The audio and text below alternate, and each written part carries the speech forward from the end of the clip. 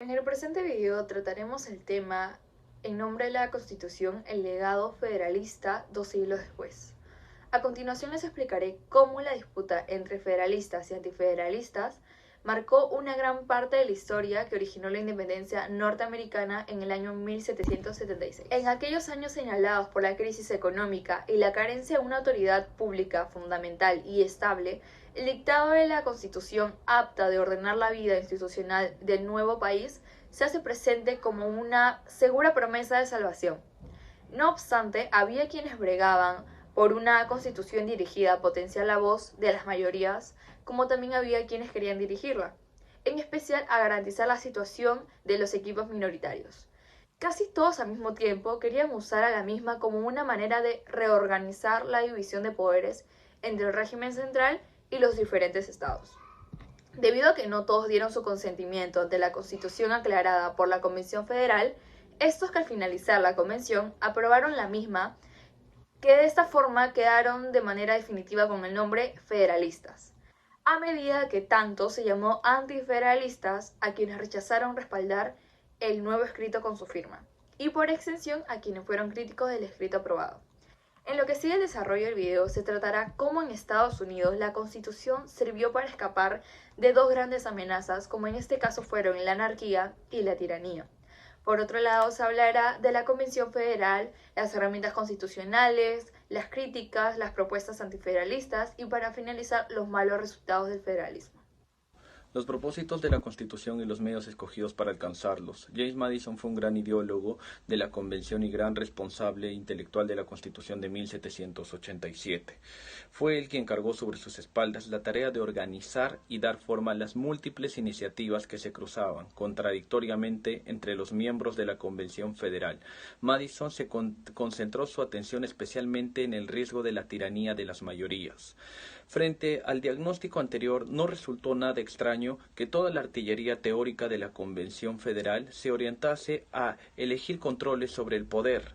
La gran creación de las convenciones resultó por ello el sistema de frenos y contrapesos, más aún en los años de debate constitucional en los Estados Unidos. Federalistas y antifederalistas se distinguieron entre sí fundamentalmente por la opción que adoptaron frente a tales cuestiones. Se crearon herramientas institucionales, como la nueva Constitución Federal. Le otorgó al Poder Ejecutivo sus propios instrumentos defensivos. Habilitó la reacción de la justicia frente a las decisiones tomadas por los poderes políticos, a través del control judicial de constitucionalidad. Permitió al Congreso insistir con sus iniciativas.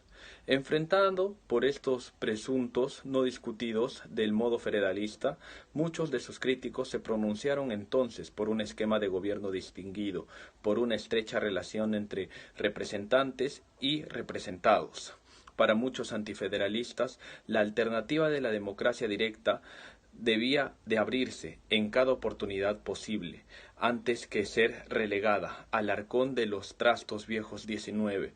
Dicha concepción de la política llevó a que los antifederalistas privilegiaran siempre entre sus críticas al sistema institucional federalista, aquella que decía que el esquema de gobierno creado era de corte aristocrático, pero en general, los largos mandatos, las elecciones indirectas, los requisitos adicionales de dinero o propiedad exigidos para acceder a ciertos cargos públicos fueron vistos como inaceptables modos de recrear una forma de gobierno de típico monárquica, como aquella de la que aparentemente los norteamericanos estaban tratando de alejarse.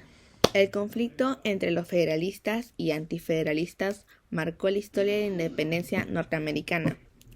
La historia constitucional de Estados Unidos se basa en torno a las amenazas de anarquía y las amenazas de tiranía que tuvieron durante el periodo crítico de la historia norteamericana. Y en ese entonces su constitución parecía ser la única forma de evadir esos grandes problemas. La anarquía era un problema dado a la ausencia de autoridad nacional, puesto que distintos estados se encontraban en crisis económica y eso causó tensiones sociales que llevó a una ruptura económica con Inglaterra. Es allí donde los sectores mayoritarios se encontraban endeudados y era necesario cortar de raíz su problema, pero las instituciones no se encargaron de recibir sus demandas y dar una respuesta hacia su problema de los comerciantes mayoritarios. Además, los sectores minoritarios se encontraron a la idea de que cualquier grupo mayoritario pueda tomar el control del poder público, puesto que ellos no contaban con garantías institucionales. Dado ello, surgió el riesgo de tiranía, por la ausencia de las garantías legales, ya que cualquier grupo con control de fuerza pública era una amenaza para ellos. Luego todo se volvió un caos. Surgieron disputas entre mayorías deudoras y minorías acreedoras. Todo empezó cuando los mercaderes británicos les negaron nuevos créditos a los comerciantes mayoristas y les exigieron el pago de antiguas deudas. Por tales órdenes, los comerciantes norteamericanos comenzaron a exigir deudas pendientes a los pequeños propietarios locales. En ese entonces, los propietarios locales se encontraron en una crisis económica, porque ellos habían contribuido con sus bienes a la independencia con el objetivo de esperar que mejore la situación económica de su país. Tal fue la magnitud del problema que los comerciantes mayoristas comenzaron a recurrir a los tribunales, exigiendo la cancelación de las obligaciones pendientes por parte de sus deudores, quienes son los propietarios locales. Los tribunales respondieron a favor de los mayoristas, ordenando prisión a aquellos que no cumplieran con el pago de sus obligaciones. Las medidas que tomaron las legislaturas locales de la mayoría de los estados, siendo las legislaturas de Pensilvania la primera en tomar medidas, consistió en la emisión del papel moneda. Esto fue en favor de la clase mayoritaria endeudada. Posteriormente, otras 6 legislaturas tomaron la decisión de autorizar la emisión circulante del papel moneda a favor de la clase mayoritaria. Gracias. Buenas tardes. Nuestro equipo de trabajo ha llegado a concluir que esta lectura se basa entre la batalla de los federalistas y los antifederalistas. Por consiguiente, de tal batalla sigue la independencia norteamericana. En los años 1776 aproximadamente se dio la crisis económica. Es importante mencionar que también existe carencia de autoridad pública, ya que ésta no se consideraba estable. Debido a estos acontecimientos, se crea una opción de salvación. Al parecer todos estaban a favor de la ya mencionada salvación, la cual era una constitución que era capaz de tener el poder de organizar la vida institucional del país. Cabe aclarar que también existían personas que no se encontraban de acuerdo con dicha constitución y tenían diferentes opiniones al respecto. Estos grupos minoritarios tenían pensado usar la estructura que consiste en reorganizar entre los estados y el gobierno central, pues es por esto que se considera que no todos se encontraban de acuerdo con la constitución ya mencionada. Es por eso que se le nombra federalistas a los que estaban de acuerdo con la constitución, la cual se decía que seguía la salvación de aquellos tiempos. Por lo tanto, a los que no se encontraban de acuerdo se les nombró antifederalistas.